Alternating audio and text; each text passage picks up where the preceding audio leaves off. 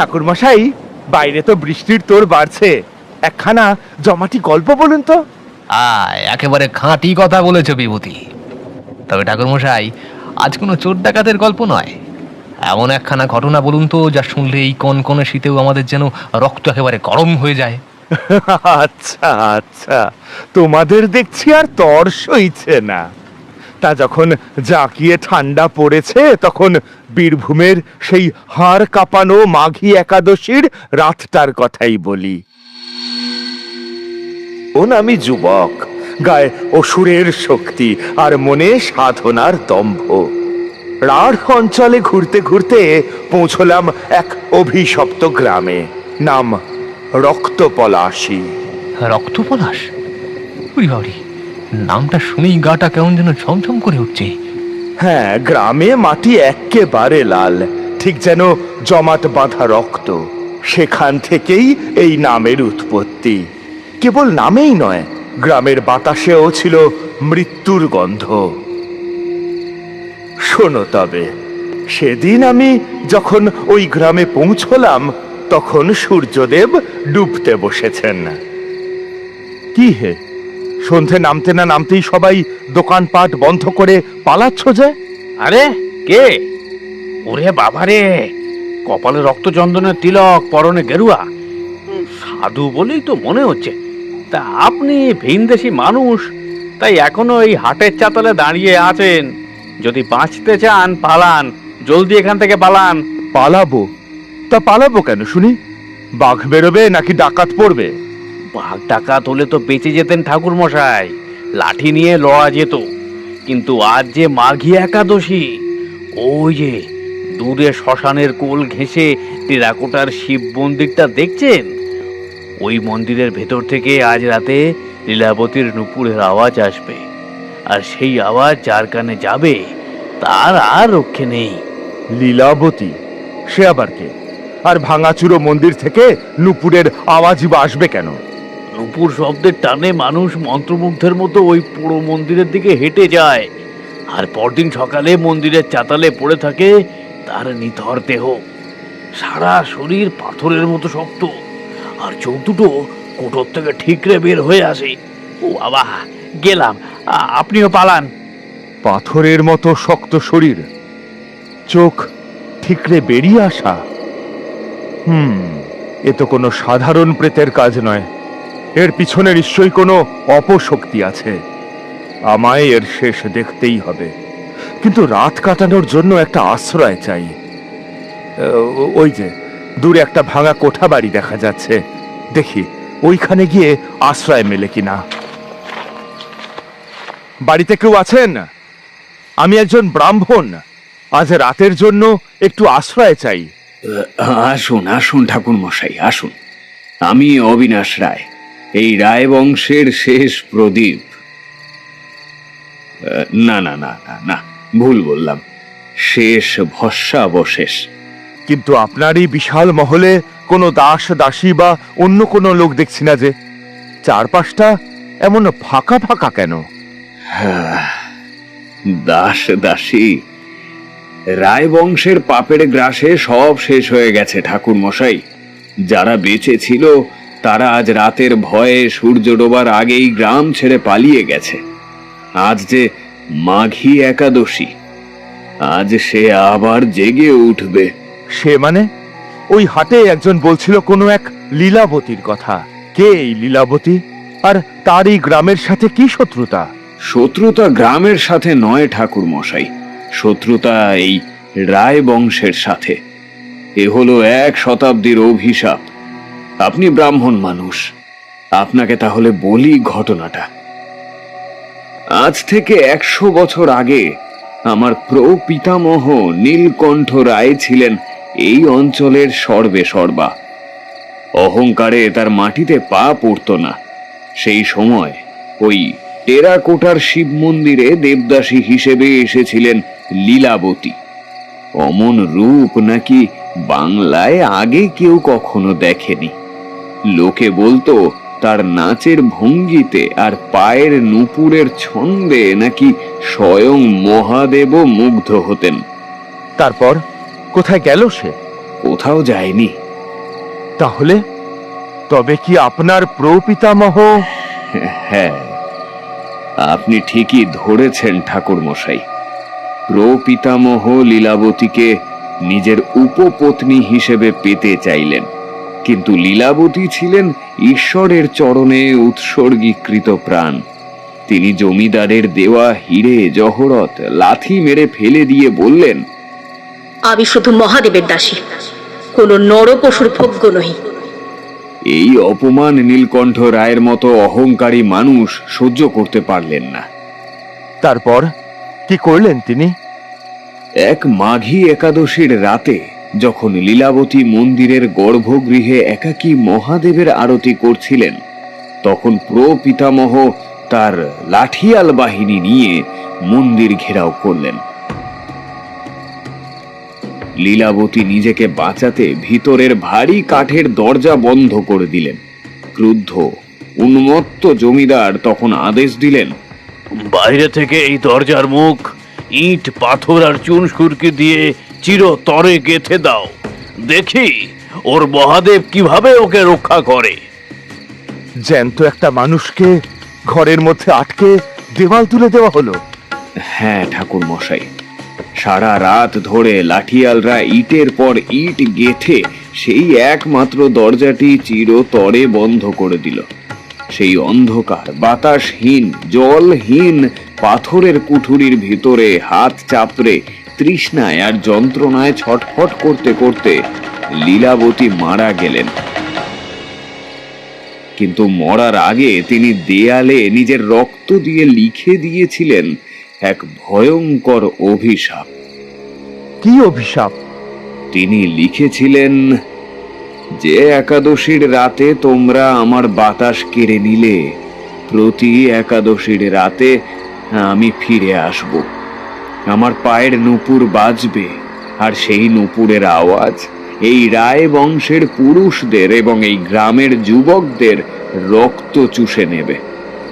তার ঠিক 1 বছর পর মাঘী একাদশীর রাতেই নীলকণ্ঠ রায়কে নিজের শয়ন কক্ষে মৃত অবস্থায় পাওয়া গেল।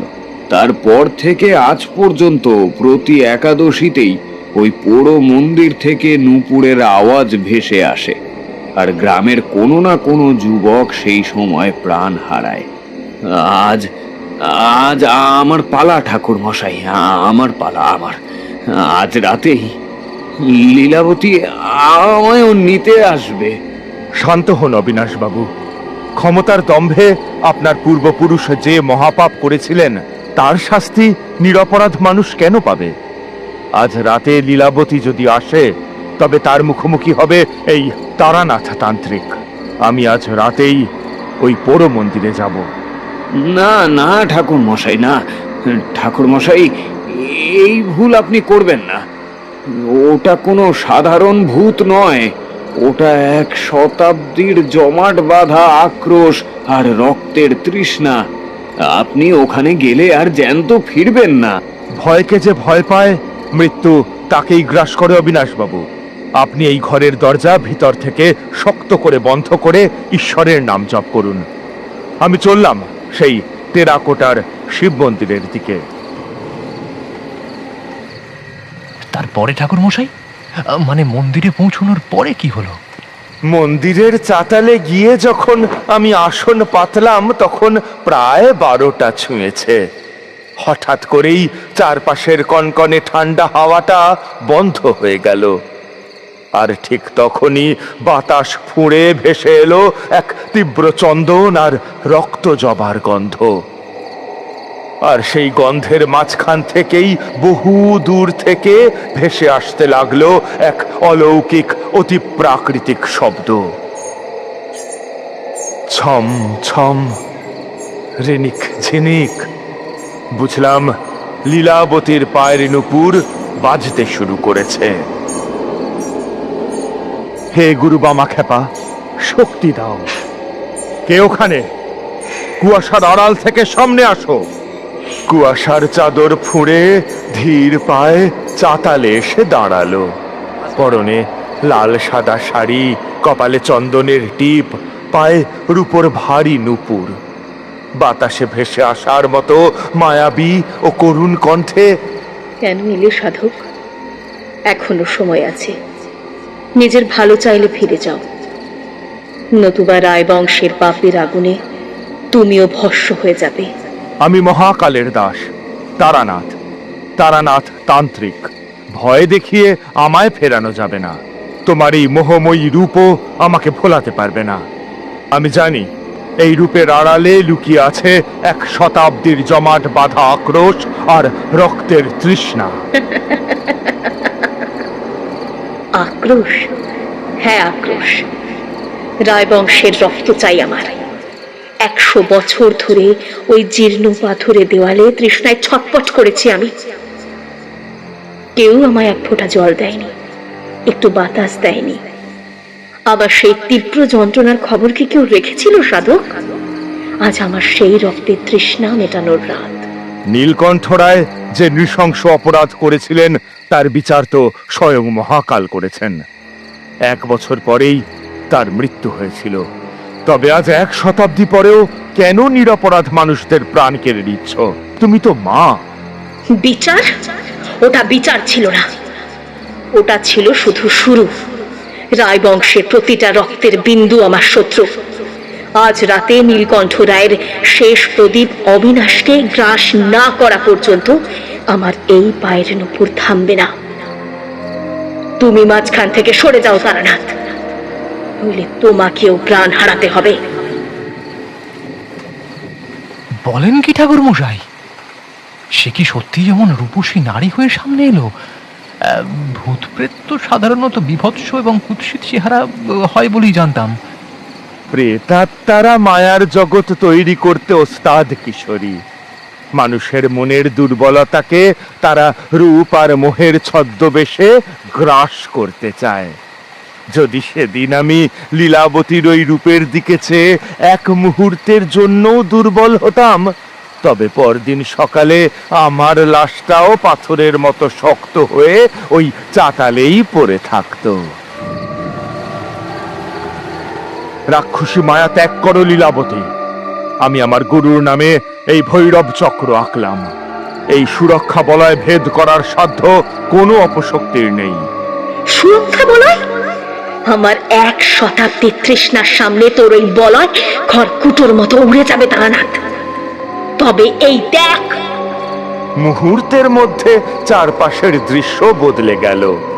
লীলাবতীর সেই পরমা সুন্দরী রূপ গলে গিয়ে চামড়া কুঁচকে ছাইয়ের মতো ধূসর হয়ে গেল। চোখ দুটো সম্পূর্ণ সাদা আর শূন্য হয়ে উঠল। মাথার চুলগুলো জীবন্ত সাপের মতো বাতাসে দুলতে লাগলো। পায়ের নুপুরের মিষ্টি শব্দ বদলে গিয়ে এক বিকট কান ফাটানো ধাতব আওয়াজে রূপান্তরিত হলো। ছন ছন খটখট। ওং ওইং হ্রিং ক্লিং চামুন্ডাবি বিচ্ছে। ওং গ্লৌং হুং খেচরি চণ্ডীরূপিণী।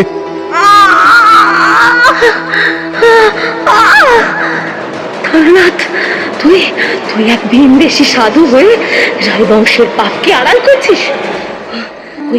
ওই অবিনাশের প্রপিতামহ আমাকে জ্যান্ত কবর দিয়েছিল। তুই কোন ধর্মের দোহাই দিয়ে আজ তোকে বাঁচাতে চাস? আমি পাপকে আড়াল করছি না লীলাবতী। আমি এক নিরপরাধ মানুষকে বাঁচাতে চাইছি। প্রপিতামহের পাপের সাজা প্রপৌত্র কেন পাবে? শাস্ত্র বলে অন্যায়ের বদলে অন্যায় করলে আত্মার মুক্তি হয় না, কেবল নরকের পথ প্রশস্ত হয়। আমি তোমাকে মুক্তি দিতে চাই।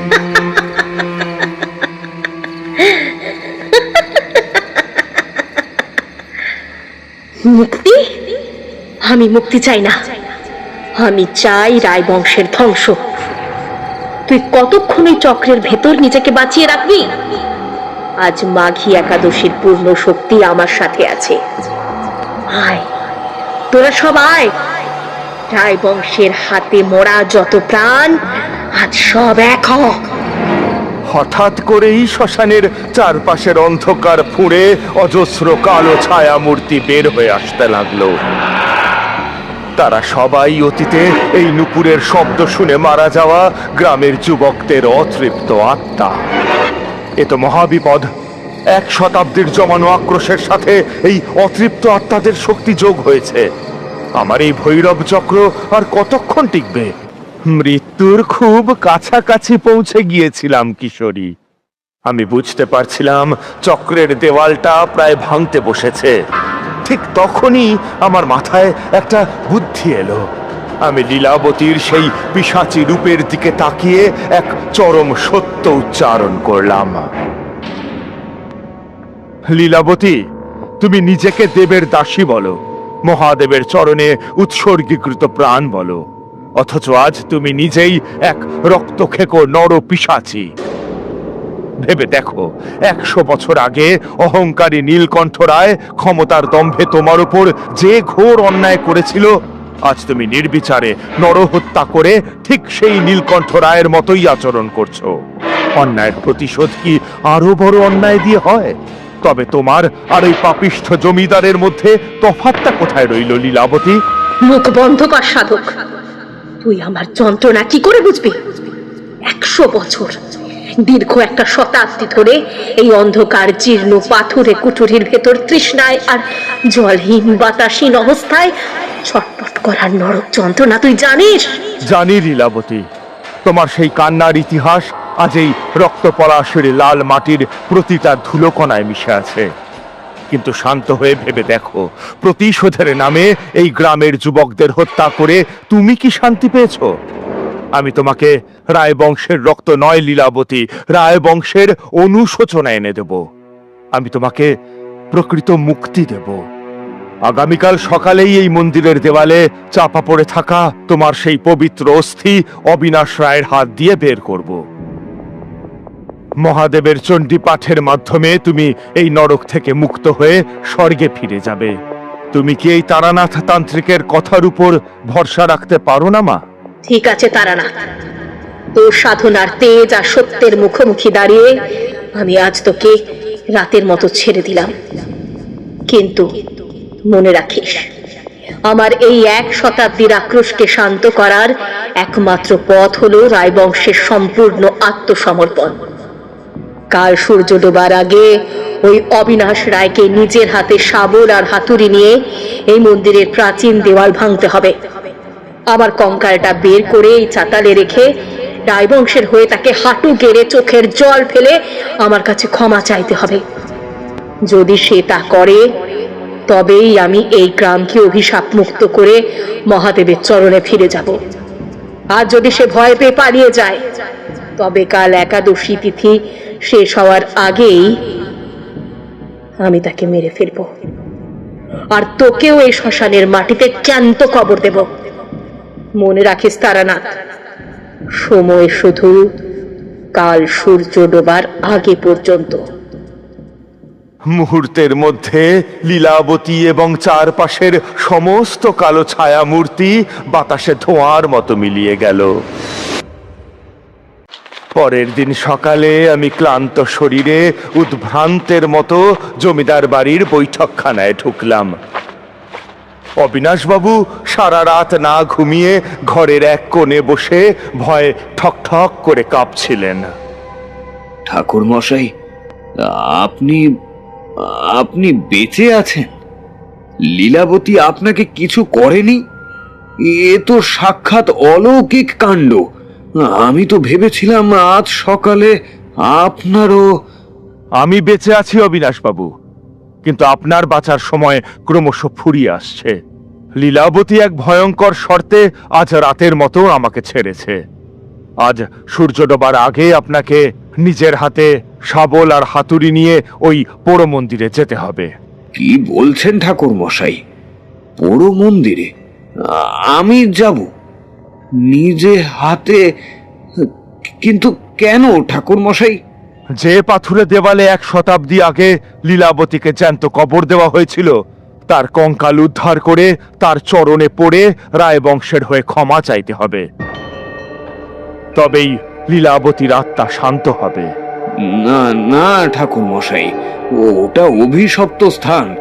ওখানের দেওয়ালে হাত দিলে যদি লীলাবতী আমাকে জ্যান্ত চিবিয়ে খায়, আমি বরং আজই এই গ্রাম ছেড়ে কলকাতায় পালিয়ে যাই। পালাবেন কোথায় অবিনাশবাবু? 1 শতাব্দীর জমানো আক্রোশ আর রক্তের তৃষ্ণা কি সীমানা চেনে? আপনি পৃথিবীর যে প্রান্তেই পালান না কেন, আজ রাতের একাদশীর তিথি শেষ হওয়ার আগেই লীলাবতী আপনাকে শেষ করে দেবে। এবার সিদ্ধান্ত আপনার, পালিয়ে গিয়ে শ্মশানের পিশাচের হাতে নির্মমভাবে মরবেন, নাকি নিজের পূর্বপুরুষদের মহাপাপের প্রায়শ্চিত্ত করে বীরের মতো রায়বংশকে চিরতরে অভিশাপ মুক্ত করবেন? আমি আমি কি করব ঠাকুর মশাই, কিন্তু আমার যে বড় ভয় করছে। আর সময় নেই অবিনাশবাবু, এই লোহার শাবল আর হাতুড়িটা হাতে তুলে নিন। পারবো না, পারবো না ঠাকুর মশাই, আমার হাত কাঁপছে। ওই ভারী লোহার শাবল তোলার মতো শক্তি আজ আমার এই অপরাধী শরীরে নেই। আপনি তো ব্রাহ্মণ, আপনি তো অন্তর্যামী, দয়া করে আমার হয়ে ওই দেওয়ালটা ভেঙে দিন ঠাকুর মশাই। আমি রায় বংশের সমস্ত অবশিষ্ট সম্পত্তি আপনার নামে লিখে দেব। আমাকে শুধু এই মৃত্যুর মুখ থেকে বাঁচান। মূর্খ, লোভ দেখিও না তারানাথকে। 1 শতাব্দী আগে দেবদাসী লীলাবতীর বাতাস কেড়ে নিয়েছিল নীলকণ্ঠ রায়ের রক্ত, আর সেই রক্ত আজ আপনার ধমনীতে বইছে। তাই এই প্রায়শ্চিত্তের আঘাত আপনাকেই করতে হবে। নিন, ধরুন এটি। মহাদেব রক্ষা করো ঠাকুর মশাই, কিন্তু একটা কথা দিন, আপনি আমার পাশে থাকবেন তো? আমাকে একা ফেলে ওই শ্মশানে পালিয়ে যাবেন না তো? তারানাথ কাউকে মাঝপথে ফেলে পালায় না অবিনাশবাবু। যতক্ষণ এই শরীরে প্রাণ আছে আমি আপনার পাশে ছায়ার মতো থাকব। শোনো তবে দেওয়াল ভাঙার সেই রুদ্ধশ্বাস মুহূর্তের কথা। ওই দেখুন অবিনাশবাবু, 100 বছর আগের সেই অভিশপ্ত দেওয়াল। এই দেওয়ালের ওপারেই 1 শতাব্দী ধরে বন্দী হয়ে ছটফট করছে এক অতৃপ্ত আত্মা। আর দ্বিধা করবেন না, আঘাত করুন। প্রথম আঘাতটা আপনার বংশের পাপের ওপর। মা লীলাবতী, আমার প্রপিতামহ নীলকণ্ঠ রায়ের অপরাধ মার্জনা করো মা। এই রায় বংশকে মুক্তি দাও, মুক্তি দাও। এই বলে তিনি দেওয়ালের গায়ে প্রথম সজোরে আঘাত করলেন। আঘাত লাগার সাথে সাথেই ভর দুপুরের কড়া রোদের মাঝেও যেন চারপাশের আকাশটা এক মুহূর্তের জন্য মেঘলা হয়ে অন্ধকার হয়ে গেল। আর সেই প্রাচীন বন্ধ কুঠুরির ভিতর থেকে এক গম্ভীর কান্নার আওয়াজ ভেসে এলো। প্রাচীন চুন, সুরকি আর ইটের চাঙুর খসে খসে পড়তে লাগলো। আর তখনই দেওয়ালের একটা বড় অংশ ভেঙে গিয়ে ভিতরের অন্ধকার কুঠুরির একটা বড় গর্ত তৈরি হলো। ঠাকুর মশাই, ওই ওই গর্তের অন্ধকারে ভিতরে ওটা ওটা কি নড়ছে? দুটো জ্বলন্ত সাদা চোখ আমার দিকে চেয়ে আছে। হ্যাঁ, ও ও আমার দিকে এগিয়ে আসছে ঠাকুর মশাই। সাবধান অবিনাশ বাবু, ভয় পাবেন না। শেষ আঘাতটা করুন, দেওয়ালটা পুরোপুরি ভেঙে ফেলুন। কঙ্কালটা বাইরে নিয়ে আসার লগ্ন এসে গেছে। পুরো প্রাচীন দেওয়ালটা হুড়মুড় করে ভেঙে পড়ল মন্দিরের চাতালে। আর সেই ধুলোর ঘূর্ণিপাকের মাঝখান থেকে প্রকট হলো লীলাবতীর সেই ভয়ঙ্কর পিশাচী রূপ। অবশেষে অবশেষে রায় বংশের শেষ রক্তবিন্দু আমার হাতের মুঠোয়। 100 বছরের তৃষ্ণা আজ মিটবে। আয় পাপিষ্ঠ, আজ তোর রক্ত দিয়ে আমার পায়ের নুপুর ধুয়ে দেব। মা, ও গো মা, মারো আমাকে, মেরে তুমি শান্ত হও মা। রায় বংশের অহংকার আর পৈশাচিক লোভ এক জ্যান্ত মানুষকে দেওয়াল তুলে কবর দিয়েছিল। সেই মহা পাপের কোনো ক্ষমা হয় না। আমি আমার প্রপিতামহের হয়ে, এই রায় বংশের প্রতিটা পুরুষের হয়ে তোমার চরণে মাথা কুটে ক্ষমা চাইছি মা। শুধু এই নিরপরাধ গ্রামটাকে আর অভিশাপ দিও না।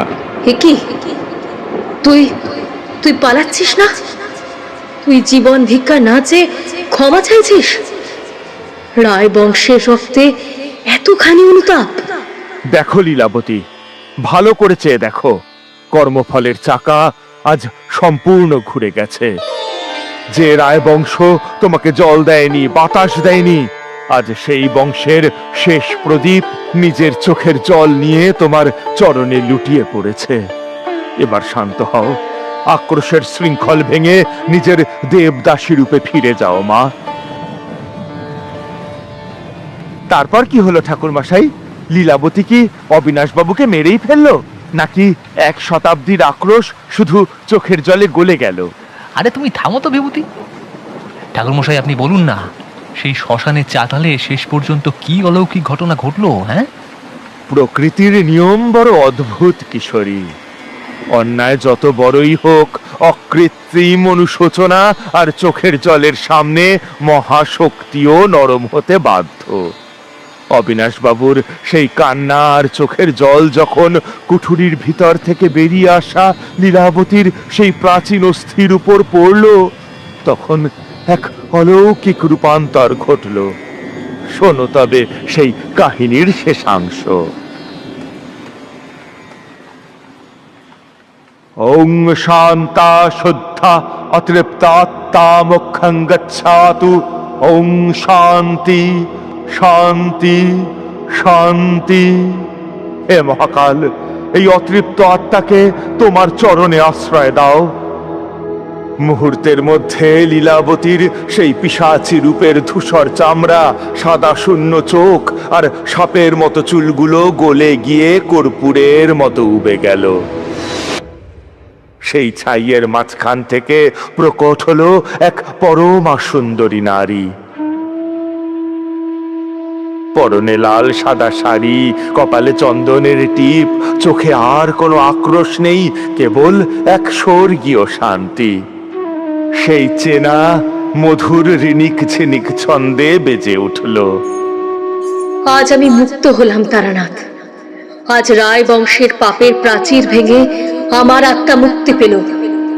100 বছর ধরে এই অন্ধকার নরকে আমি মহাদেবের নাম ভুলে শুধু আক্রোশ চুপেছিলাম।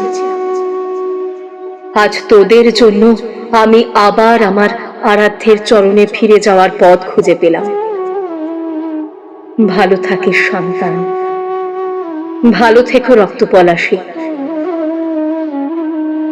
লীলাবতীর সেই মায়া মূর্তি ধীর পায়ে হেঁটে, পায়ের নুপুরের মিষ্টি মধুর আওয়াজ বাতাসে ভাসিয়ে সেই আলোর মাঝে বিলীন হয়ে গেল। মন্দিরের ভাঙা গর্ভগৃহের পাথর ছুঁয়ে এক অলৌকিক চন্দন আর রক্ত জবার গন্ধ বাতাসে ছড়িয়ে পড়ল। গ্রামের উপর থেকে 1 শতাব্দীর প্রাচীন মৃত্যুর গন্ধ চিরতরে মুছে গেল। মা, ও গো মা, তুমি আমাদের উদ্ধার করলে মা, আমাদের উদ্ধার করলে।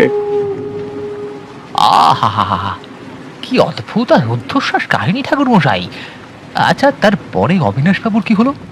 পরদিন সকালেই আমি আর অবিনাশবাবু মিলে লীলাবতীর সেই পবিত্র অস্থি উদ্ধার করে শাস্ত্রীয় মতে গঙ্গার ঘাটে নিয়ে গিয়ে সৎকার করি।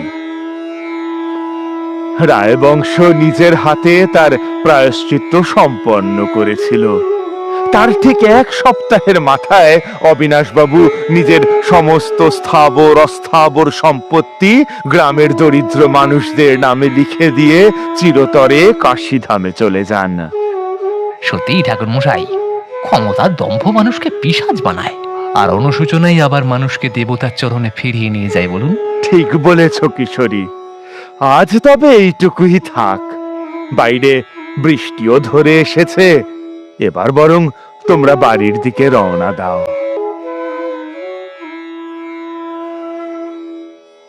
আমাদের এই গল্প যদি আপনাদের ভালো লেগে থাকে তাহলে অবশ্যই লাইক করবেন এবং শেয়ার করবেন। যারা চ্যানেলটিতে নতুন তারা অবশ্যই সাবস্ক্রাইব করুন, শুধু বেল আইকনটি টিপে নোটিফিকেশন অন করে দিন, যাতে আমাদের পরবর্তী কাজগুলোর খবর সবার আগে আপনার কাছে পৌঁছয়। ধন্যবাদ।